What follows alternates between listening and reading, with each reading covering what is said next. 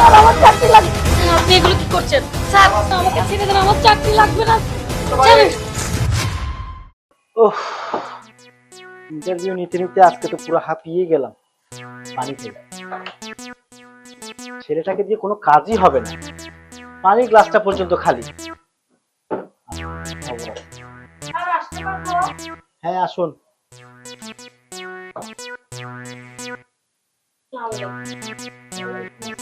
আমি আগে কাগজপত্রগুলো সাবমিট করে দিয়েছি, আর আপনি যেগুলো বাকি কাগজপত্রের কথা বলেছেন সেগুলো এখানে আছে।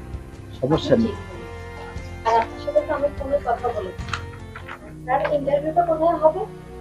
হ্যাঁ, ইন্টারভিউটা আমাদের এই হেড অফিসেই হবে। আচ্ছা সমস্যা নেই, আমি আপনার কাগজপত্র যা দেখে যা যতটুকু মনে হচ্ছে আপনার 90% আপনি চাকরি পেয়ে যেতে পারেন। আপনার থেকে আসলে স্যার চাকরিটা আমার খুব দরকার, আমার চাকরিটা হবে তো? আপনার চাকরিটা আসলে আমাদের তো এখন এই অনেক লোকজন, আর তাছাড়া আমাদের পোস্টও অত বেশি খালি নেই, বুঝেননি? আপনি চাইলে 100%ও করে নিতে পারেন। স্যার, আমি চাইলে মানে আমি কি করে, আমি কি বুঝতে পারছি না কিছু। না মানে আপনি কাগজপত্র সবই জমা দিয়েছেন, আপনি আমাদের হেড অফিসে গিয়ে আপনি যদি ভালোভাবে যদি আপনি পরীক্ষাতে পাস হন এবং তাহলে স্যারের দিক যদি আপনার পছন্দ হয় আপনার কথাবার্তা, তাহলে আপনার চাকরিটা হয়ে যেতে পারে। স্যার এখানে আমাকে পছন্দ করার কি আছে? আমার কাগজপত্র সবকিছু উনি ওকে করেছেন, আর বাকি কিছু কাগজপত্র ছিল সেগুলো এখন দিয়েছি।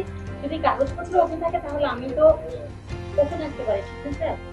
ঠিক আছে, শুধু কাগজপত্র থাকলে হয় না, আপনার ইন্টারভিউটা করে দিতে হবে প্র্যাকটিক্যালি, ঠিক না? প্র্যাকটিক্যালি ইন্টারভিউ মানে? আচ্ছা আপনি ওইখানে গেলে সবকিছু বুঝে যেতে পারবেন। এখানে আমাদের জন্য আরো লোকজন ওয়েট করছে, ঠিক আছে? ও চলুন আচ্ছা আগে আচ্ছা আমরা হেড স্যার। অফিসে যাই। আসুন। স্যার আমার কাগজপত্রগুলো নেবেন না? লাগবে না লাগবে না, ও আচ্ছা। আসুন আসুন, ভেতরে আসুন। আরে আসুন আসুন, কোনো সমস্যা নেই। আসুন, কোনো সমস্যা নেই, আসুন। স্যার আপনি তো বলেছিলেন আমরা আপনাদের হেড অফিসে আসবো, এটা তো একটা বেডরুমের মতো মনে হচ্ছে। আহা, আপনার মনে হচ্ছে সেখানে মনে করুন অনেক লোকজন তো, তো আমি তো সারাদিন কাজ করেছি, খুব টায়ার্ড, বুঝতে পারেননি? তো সেই জন্য একটু রিল্যাক্স হওয়ার জন্য এসেছি। আর আপনাকে খুব মানে কি একটু আপন আপন মনে হচ্ছিল, তাই এদিকে নিয়ে আসতাম। আসলে আমরা তো সবার সাথে মিশি না, বুঝলেন না? ঠিক সেজন্য। আছে সেটা, কিন্তু স্যার আপনি তো বলেছেন অনেকগুলো লোকজন আছে আপনার জন্য অপেক্ষা করছে। আহা, টেনশন নিচ্ছেন কেন? আপনি বসুন তো, আগে বসুন, ভয় পাওয়ার কি? আমি আপনাকে একটা বিষয় বুঝাই দিই। মনে করেন আপনি আমাদের চাকরিটা পাওয়ার আগে আমাদেরকে নক করেছিলেন, নক করার পর অফিসে এসেছেন, তারপর হেড অফিসে যাবেন, এইভাবে সবকিছু ধাপে ধাপে পার করতে হয়, বুঝলেন? তো আমাদের এখানে তো আপনাকে প্রথমেই বলেছিলাম, মানে আমাদের এখানে পোস্ট খুবই খালি আছে, কম। তো যারা যারা চাকরি পেতে চাচ্ছে অনেকেই আছে আমাদের সাথে, মানে কি একটু কম্প্রোমাইজ করতে চায়। তো আশা করি আপনি বুঝতে পারছেন। আপনাকে স্যার কি ধরনের কম্প্রোমাইজ? কম্প্রোমাইজ বলতে, আমি আপনাকে প্রথম দেখার পরেই ফিদা হয়ে গেছি, তখনই আমি না চাকরিটা দিয়ে দিয়েছি। আপনি কে মনে করেন চাকরিটা আপনার হয়েই গেছে, আপনাকে টেনশন করতে হবে না। যাই হোক, তো চাকরিটা যেহেতু আপনাকে আমি দিয়ে দিচ্ছি, সবকিছু তো আর এমনি এমনি হয় না। তো আশা করি আপনি বুঝতে পারছেন, আমার খুব গরম লাগছে আপনাকে দেখার পর থেকে। তো একটু কম্প্রোমাইজ, আর কিছু না। বেশি না। স্যার আমি আপনার কথাবার্তা কিছুই বুঝতে পারছি না, আপনি কি বলেছেন আর কি করছেন আমার মাথায় কিছুই আসছে না স্যার। এতদূর পর্যন্ত যেহেতু চলে এসেছো, আর কিচ্ছু মনে করতে হবে না। এখন যা মনে করার আমি তোমাকে মনে করিয়েছি। স্যার আপনি এগুলো কি করছেন? আমার কথাটা একটু স্যার, বোঝার চেষ্টা করো। চাকরিটা মনে করো তোমার হয়েই গেছে। স্যার আপনি এমন করছেন কেন? স্যার আমাকে আর ছেড়ে দেন, আমার চাকরি লাগবে না স্যার। স্যার আমার চাকরি লাগবে। স্যার আপনি এগুলো কি করছেন? স্যার আমাকে ছেড়ে দেন, আমার চাকরি লাগবে না স্যার। ছাড়ুন। এসেই তো গিয়েছিস, আসতে পারি মানে কি? আর তুই জানিস না কোথাও আসলে অনুমতি নিয়ে আসতে হয়? অনুমতি তো নিয়ে আসলাম স্যার, আপনার কাছে আসছে একটা দরকারে, কিন্তু ভাই, এখানে এসে যেটা দেখলাম। ভাই আপনি আমার ইজ্জত রক্ষা করেন ভাই, আমাকে ওহো, বাঁচান। রাখো তো, এ কেন এসেছিস সেটা বল। আপনার কাছে আসছে একটা ফাইল নিয়ে, একটা সাইন করার জন্য। দে।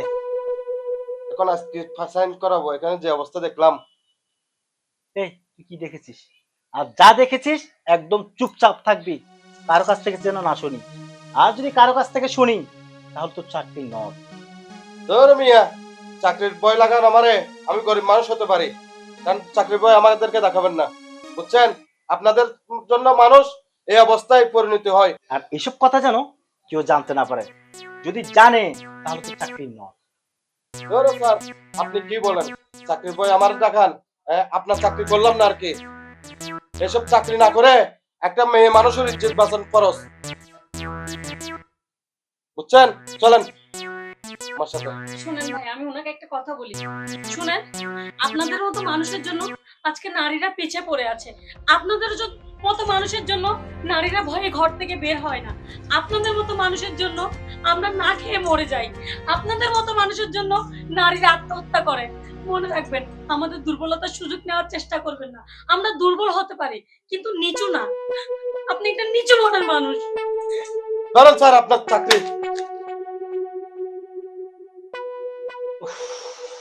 আর চাকরি, চাকরি না করলে বেড়া দুই বেলা ভাত খেতে পারবি না। লম্বা লম্বা ডাইলগ লেকচার মারস না।